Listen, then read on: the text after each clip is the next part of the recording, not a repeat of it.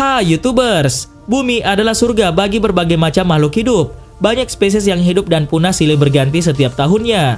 Saat ini cerita tentang monster makhluk mitologi dari masa lampau masih dipercaya oleh banyak orang. Namun kebanyakan orang percaya jika makhluk tersebut hanya mitos belaka. Misalnya saja cerita tentang raksasa, bangsa peri, troll, dan manusia serigala.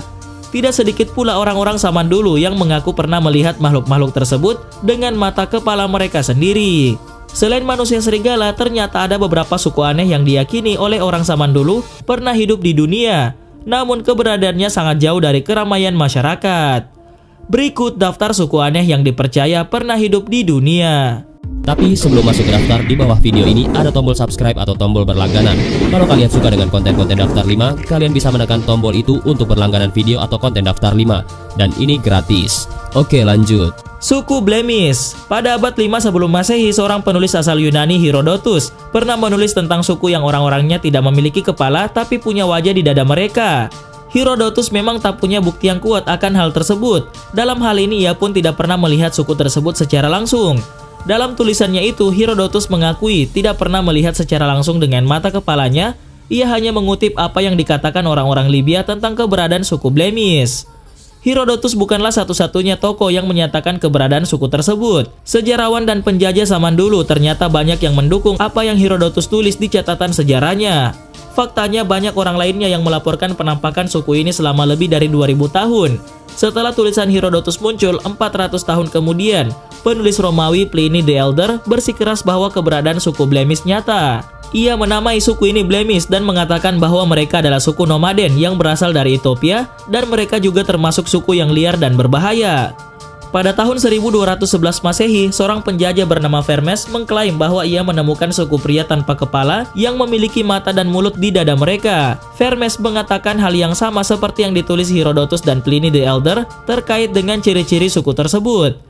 Tambahan mengenai informasi yang diberikan oleh Vermes yaitu anggota suku ini memiliki tinggi sekitar 3,6 meter. Vermes bukanlah orang terakhir yang membahas tentang suku Blemish. Lebih dari 100 tahun kemudian, John Mandeville mengaku telah melihat suku Blemish.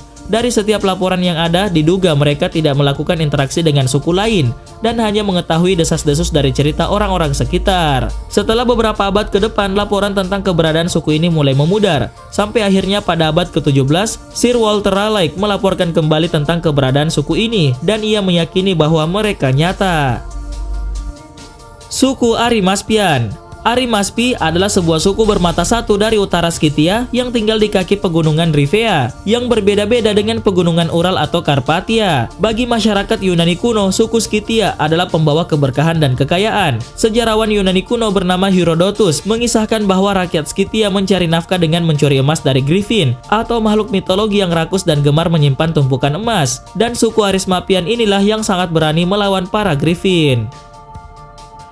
Suku Kalistri. Pada abad 5 sebelum Masehi ketika mengunjungi pegunungan India, seorang dokter bernama Ctesias bertemu dengan sebangsa manusia berkepala anjing yang disebut dengan suku Kalistri. Suku ini tidak berbicara tapi menggonggong satu sama lain. Hal tersebut terlihat layaknya seekor anjing yang sedang berkomunikasi. Uniknya suku Kalistri mengerti bahasa penduduk lokal di India, tapi mereka tidak bisa membalas ucapan Tesia dengan kata-kata, melainkan dengan gonggongan dan bahasa tubuh. Pada masa itu di pegunungan India terdapat sekitar 120.000 Kalistri yang hidup. Sama dengan Theseus, Megasthenes pun bersikeras kalau Kalistri memang ada. Bahkan kesaksian kedua tokoh Yunani itu diperkuat oleh beberapa catatan sejarah dari India dan dinasti Tang dari Tiongkok. Orang non-Yunani lebih suka menyebut manusia berkepala anjing tersebut sebagai Supana. Penjelajah terkenal Marco Polo juga mengklaim telah melihat suku manusia anjing seperti Kalistri di sebuah pulau bernama Angamanain. Dirinya berkata, Marco Polo berani menjamin semua manusia yang ia temui di pulau tersebut mempunyai kepala seperti anjing. Entah apakah Marco Polo berkata secara harfiah atau tidak ketika ia menyebut manusia dengan kepala seperti anjing. Suku Sayopods. Sayopods merupakan bangsa manusia yang memiliki bentuk kaki yang terlihat aneh. Hal tersebut karena mereka memiliki satu dari dua kaki yang berukuran raksasa, dan itu membuat mereka mesti melompat untuk berpindah tempat. Dokter dari Yunani yang bernama Ctesias adalah orang yang mengaku pernah menyaksikan langsung keberadaan suku Sayopods tersebut. Dirinya mengatakan kalau manusia berkaki raksasa itu hidup di daratan India. Ketika cuaca panas, suku Sayopods biasa merebahkan tubuh mereka dan menggunakan kakinya yang besar sebagai payung. Dan konon orang Sayopods mampu melompat setinggi 3 meter dengan kaki tersebut. Cerita tentang Sayopods memang sulit dipercaya, tapi selama 2000 tahun, tidak sedikit orang-orang yang mempercayai keberadaan dari suku Sayopods ini. Beberapa sejarawan seperti Isidore of Seville dan Saint Augustine pernah menulis tentang suku Sayopods tersebut di dalam catatan perjalanan mereka. Saint Augustine bahkan sempat menulis sebuah risalah tentang keberadaan Sayopods. Suku Abarimon. Keberadaan suku Abarimon pertama kali dikemukakan oleh seorang prajurit Alexander yang agung bernama Baiton. Ketika Alexander dan tentaranya bergerak menuju timur, Baiton ditugaskan untuk mengintai daerah yang jadi tempat tujuan mereka, yaitu India. Tapi sebelum mencapai India, ia mesti melewati pegunungan Himalaya terlebih dahulu, dan di sanalah Baiton bertemu dengan suku Abarimon. Menurut kesaksian Baiton, suku Abarimon ini memiliki bentuk kaki yang terbalik, tapi kemampuan berlari mereka sangat baik. Bahkan suku Abarimon bisa mengejar binatang liar yang berlari cepat ketika mereka berburu. Baiton yang terpukau dengan keunikan suku Abarimon tersebut akhirnya mengajak salah satu anggota suku untuk pergi bersamanya ke Yunani. Tapi ketika mereka berdua turun dari Himalaya, orang Abarimon itu mulai sesak nafas. Baiton berpikir kalau paru-paru mereka tidak mampu menghirup udara yang lebih hangat di bawah gunung. Alhasil ia membatalkan niatnya untuk membawa pulang orang Abarimon tersebut. Kesaksian Baiton didukung oleh Megasthenes. Ketika menjelajahi daratan India, sejarawan Yunani tersebut juga sempat melihat dan mengamati kehidupan bangsa Abarimon. Dirinya menyebut mereka sebagai kaum Nulus. Megasthenes pun mengatakan kalau mereka punya 8 jari di masing-masing kakinya yang terbalik. Fusang. Pada tahun 500 Masehi, seorang misionaris asal Tiongkok pernah berlayar menuju Laut Tiongkok Timur dan pulang membawa cerita yang sungguh mengejutkan. Misionaris tersebut bernama Huisen.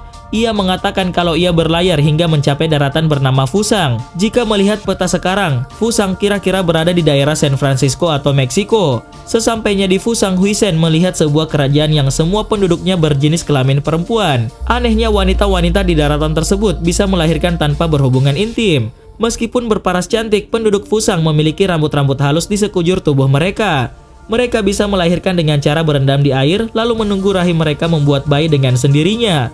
Bayi tersebut akan lahir dalam waktu 3-4 bulan, dan setelah itu sang ibu memberi makan mereka dengan air susu yang menetes dari rambut-rambut di lehernya. Suku Makilhes. Di Ethiopia ada sebuah suku yang disebut Makilhes. Menurut orang Yunani dan Romawi, setiap anggota suku ini adalah seorang hermafrodit atau memiliki 2 organ kelamin yang berfungsi penuh, layaknya yang terdapat pada hewan dan tumbuhan. Hal ini pertama kali dilaporkan oleh orang-orang Romawi, namun orang Romawi tidak melakukan pengamatan yang mendalam tentang suku ini. Orang Yunani lah yang pertama melakukan kontak dengan suku Makilhes. Ternyata suku ini benar-benar hermafrodit. Yang membedakan antara pria dan wanita dari suku ini adalah penampilan fisik dan payudara yang timbul. Ketika Herodotus menuliskan tentang suku ini, ia mengatakan bahwa suku tersebut menyembah seorang dewa perang wanita dan merayakannya dengan menyuruh para wanita bertarung dengan menggunakan batu dan tongkat.